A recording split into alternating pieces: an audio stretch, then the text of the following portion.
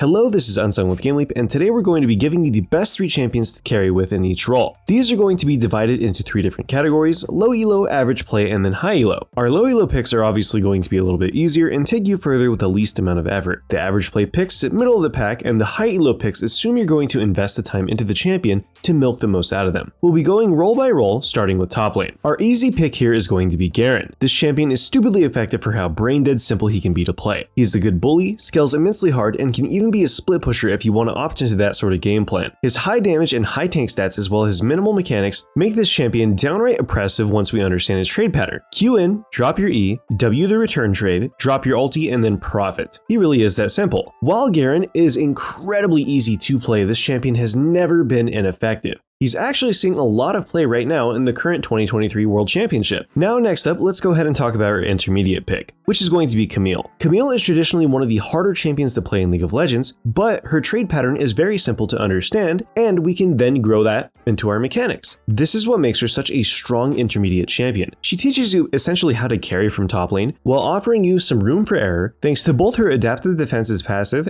and her hookshot. Camille's lane phase is also carried substantially hard by her runes. No matter what iteration of runes we've been in, there's been one standout rune that has really made Camille super oppressive. We can go press the attack if we want raw damage, we can go conquer if we want sustained DPS, or we can go bone plating paired with shield bash and grasp of the undying to ensure that we'll have a safe scaling lane phase. Camille's bad matchups are also quite limited compared to other champions on this list. She does definitely have losing matchups that can swing a game by themselves, but that being said, she does quite well into ranged champions, has amazing gank setup, and of course outscales every single tank of the game. If any of the champions on this list seem interesting to you or a little bit complex, head on over to GameLeap.com to get the lowdown on their kits. Other coaches and myself have spent hundreds of hours crafting courses for you guys to use and abuse to get as much LP as you can as soon as possible. I'll see you on the site. Now our last top lane pick is going to be split between 2 champions. Riven is without a doubt one of, if not the highest skill cap top laner in the entire game when played correctly at her peak performance. However, something like Fiora is substantially easier with having a similar reward, if not even better, when played in a side lane. For these reasons, I would say pick whatever champion speaks to you most.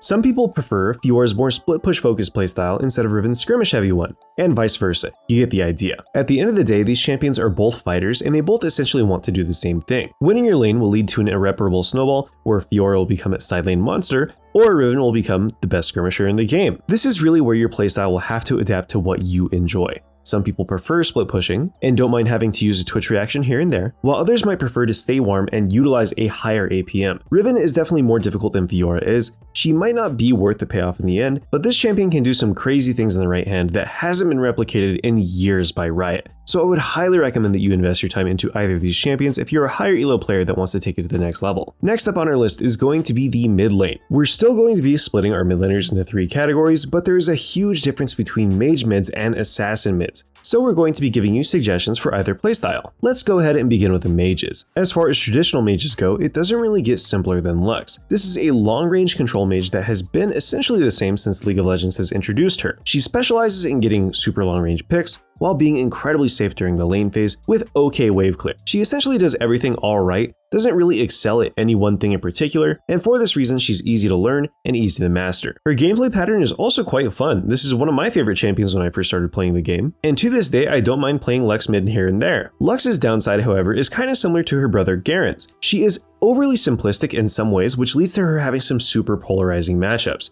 If you're playing Lux into an assassin like Fizz, you might have a difficult time without having perfect wave management. For these reasons, Lux is going to be our low elo pick. Now, that being said, let's go ahead and talk about our intermediate mage, which is going to be Vex. This champion excels at punishing close range assassins, while also having decent wave clear and a unique game plan thanks to her R. As Vex, you can choose to mindlessly clear the wave, you can interact with your opponent, you can roam, essentially everything that you need to do as a growing mid laner, Vex can offer to you. Unlike Lux, she also has good matchups into most of the dash-happy assassin mids, as well as a decent matchup into the longer range mids due to how potent she can be with her R. Even if a Xerath sits on the other side of the lane from you the entire game, you could still hit a lucky R on them post 6 and then 100 to O them out in the backline. The only real difficulty of playing Vex is understanding what the enemy's champion's kit does. Once we understand how they're going to act and react, we can prep our fear bar to set up huge AoE CCs in the middle of a team fight. These things make Vex a good intermediate champion, while also being effective in both high and low elo if you want to learn her. Next up on our list is going to be two champions, and they're going to be Victor and Orianna. Victor and Orianna, like Fiora and Riven, offer essentially two sides of the same coin. However, they're here for different reasons. Usually when Victor is strong, Orianna is weak, and when Orianna is strong, Victor is weak, and vice versa. We're seeing this now with 2023 Worlds going on. Victor is in a weaker state, whereas Orianna has been overbuffed by Riot and accelerated into a stronger state. But regardless of where they sit in balance, one of them is always going to be good, which makes them fantastic picks to pick up. Victor is a more damage-oriented carry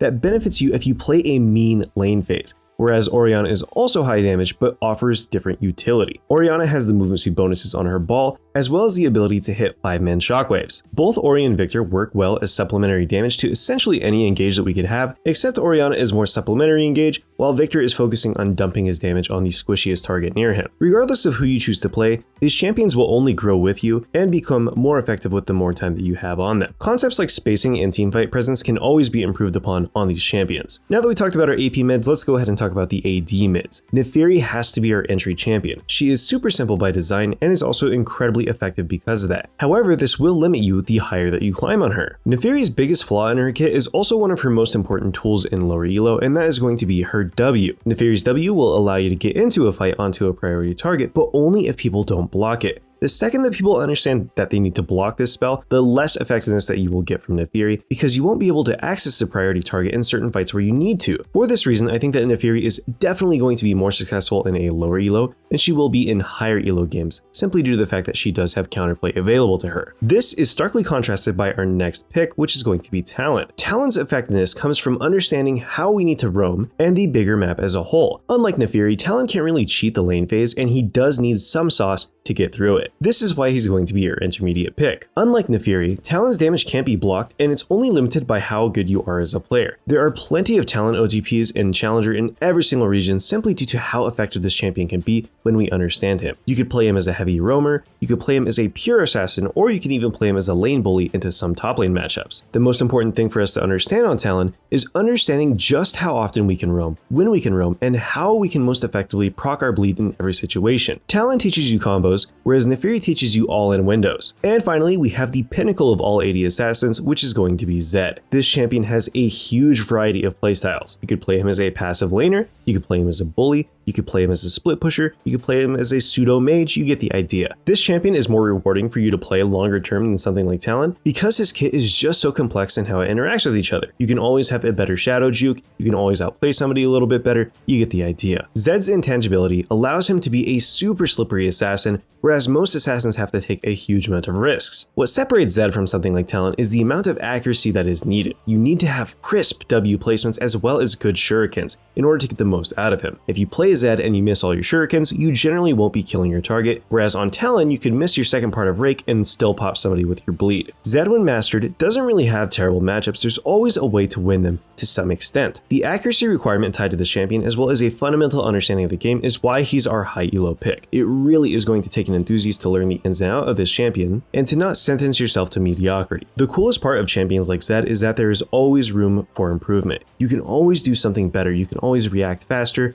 you get the idea. Now that we covered our mid laners, let's go ahead and talk about our AD carries. The simplest and most effective AD carry in the game is of course going to be Miss Fortune. This champion has a huge variety of build paths and can do everything pretty well. She does however have two flaws. She has no mobility, so it means there's minimal outplay potential, and she has a low auto attack range, which means that you have to put yourself in danger. This doesn't matter too much in lower elo where people don't know how to respect our range and also don't know how to kill us appropriately, but the higher that we climb, Miss Fortune definitely does become a problem. It requires a certain amount of skill to understand how to pilot MF effectively into compositions with things such as Malphite, Zed, and the like. But in lower elo games where we can kind of run amok, MF gets more than any other champion. Her upfront damage is amazing, and a lot of people don't walk out of her ulti. For these reasons, I highly recommend playing MF if you're new to the AD carry role, or if you just want to carry games in general. Our intermediate pick here is going to be Vayne. Vayne is unlike MF because she's more focused on outplaying people, but her bad matchups keep her from being a high elo pick. Vayne does best from about gold to emerald, simply due to how strong her kit is in lane, but how susceptible she is in harass gatekeeps her from playing in anything above that. This champion definitely has some of the best outplay tools in essentially the entire AD carry roster, which make her a super attractive one trick if you're playing in mid lane elo. We can constantly take 1v2s on this champion, we can 1v1 junglers, we can side lane, we can split push. These activities aren't really punished in middle elo games, which makes her a fantastic champion to learn if you're an intermediate player. If you're interested in this champion, I would recommend watching other Vayne players because they all seem to have a unique playstyle. Some people like to fight a little bit more in lane, other Vayne players are incredibly passive, and some of them like to opt into a more split pushing playstyle. Once Vayne's weaknesses become too glaring in the bot lane, if we're playing against Ziggs and stuff every single game, then we can also take her top lane so our knowledge isn't lost. Now let's go ahead and talk about the final champion on this list, and that has to be Kai'Sa. Kai'Sa is essentially just a modernized version of Vayne with better tools. She scales better, she has more diverse itemization, she's harder to kill in teamfights, her lane phase is easier to pull off due to the built-in execute on her Q, and she functions better with most supports. I wouldn't say that this champion is harder to play than Vayne because she most definitely is not. However, that being said, her viability in the higher ranks is definitely much higher than Vayne's is currently. Vayne by design will not succeed unless she is completely overbuffed. That covers our AD carries. Let's go ahead and talk about our supports. We're going to split this into two categories, enchanters and playmakers. Enchanters are going to be the ones that want to buff up the team and keep them healthy, whereas playmakers are going to be the more aggressive supports that want to go in. Our first champion in the enchanter category is not going to be a true enchanter. Instead, we're going to put Zyra here simply for her low elo carry potential. This champion in low elo games is allowed to run away with them simply due to her insane amount of damage as well as teamfight presence. Support is without a doubt the hardest role to carry from, especially if we want to play enchanters in low elo. I would not recommend playing enchanters. I would say just play a mage support like Zyra instead to climb until we hit at least gold, and then we can start having an impact. When we start having an impact, I would recommend playing something like Lulu. Lulu is easy to understand, very strong if we end up taking a kill or two there, and can single-handedly carry teamfights when played appropriately. We can also augment our AD carry or a bruiser that gets fed in our team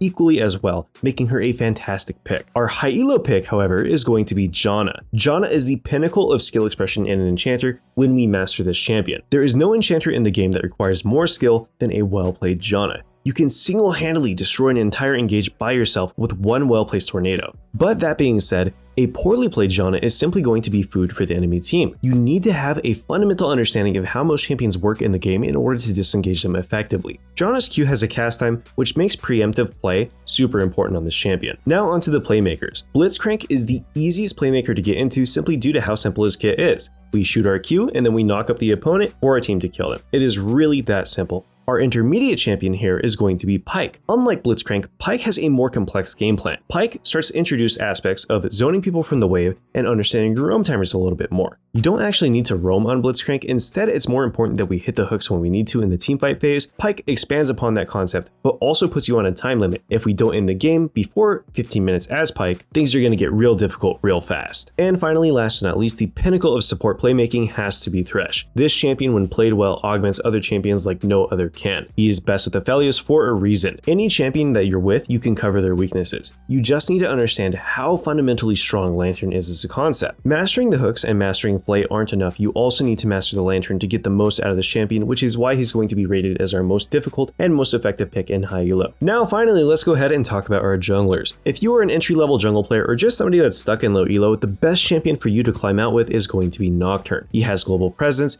good farming, good ganks, good counter ganks, everything that you want in a jungler Nocturne has, and his flaws don't grow into a substantial amount until we hit higher elo. For this reason, Nocturne has to be our entry-level pick. For our intermediate pick, however, we have Kayn. Kayn is a champion that once again kind of teaches you a little bit more about team fighting. You can go red if the enemy team is tanky or has a lot of bruisers, or you can go blue to delete enemy carries from the face of the planet. Kayn is a great intermediate champion for these reasons. He does teach you a little bit about counter jungling. He teaches you all about teamfight presence and identifying what makes an enemy team composition strong. And finally, last but not least, as our high elo pick, we're going to have Graves. Graves is focused almost entirely on counter jungling and keeping the enemy jungler oppressed while also snowballing yourself. There is no other champion that rewards you for the kind of oppressive gameplay that Graves does. There is a reason that there are so many successful Graves players out there. It's because this champion can basically never be bad when you adopt a proper playstyle. This playstyle, however, is very high risk and high reward and requires a different fundamental understanding of the jungle. Once you attain that level through playing stuff like Kayn, then we can start opting into stuff like the Graves to really take the jungle to the next level. While this champion is mechanically simple, his playstyle is incredibly complex, and in order to translate a win on Graves the majority of the time,